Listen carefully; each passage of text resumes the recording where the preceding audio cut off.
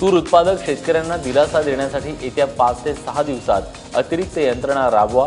प्रसंगी 2 शिफ्टमध्ये काम करून उर्वरित तूर खरेदीची प्रक्रिया युद्धस्तरावर पूर्ण करा, असे आदेश मुख्यमंत्री देवेंद्र फडणवीस यांनी मंत्रिमंडळाच्या बैठकीत दिले।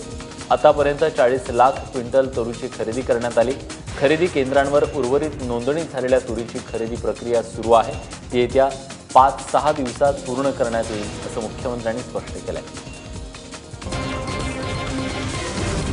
एकीकडे संपूर्ण तूर तर खरेदी केली जात नाही, मात्र 22 एप्रिलपर्यंतच्या तूर खरेदीसाठीही मोठा अडथळा निर्माण होतोय। राज्यातील अनेक बाजार समित्यांमध्ये तूर उत्पादक शेतकरी चिंतातूर झालेत। वाशिम जिल्ह्यात केवळ 2च बाजार समितीत तूर खरेदी सुरू आहे। मंगळूर, पीर आणि मालेगाव या ठिकाणी तूर खरेदी सुरू झाली असली तरी मालेगाव बाजार समितीत तब्बल मागील 1.5 महिन्यांपासून शेतकरी आपली तूर विकायला आलेला आहे, मात्र तुरीची विक्री होत नाही।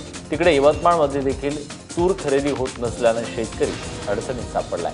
तर अमरावतीत तूर खरेदी करताना घोटाळा झाल्याचा आरोप शेतकऱ्यांनी केलाय।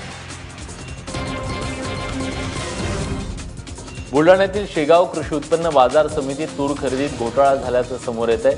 ज्यांच्याकडे शेत जमीनच नाही अशांकडून शेकडो क्विंटल तूर खरेदी केली गेल्याचा आरोप होतोय। एका शेतकऱ्याने मागवलेल्या माहितीच्या अधिकारात ही बाब समोर आली आहे। शेगाव बाजार समितीचे शेषराव पोहुरकर यांनीही बड्या व्यापाऱ्यांवर टोकन बदलाचा आरोप केलाय। ऐन वेळेस टोकन यादी बदलून शेतकऱ्यांच्या नावावर दुसऱ्यांनीच मलिदा लाटल्याचा दावा शेतकऱ्यांनी केलाय।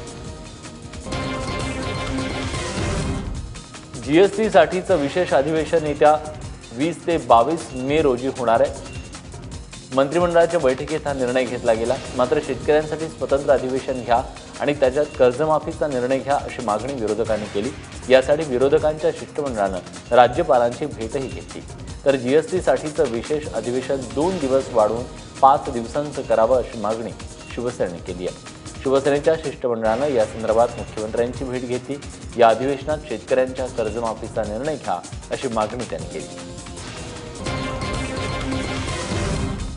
गारपीटग्रस्त पिकांचे पंचनामे करण्यास सटाणा तालुक्यात सुरुवात झाली आहे। कृषी अधिकारी, तलाठी यांच्या पथकानं नुकसान झालेल्या पिकांची पाहणी केली आणि लवकरच शेतकऱ्यांना मदतीचं आश्वासन दिलं।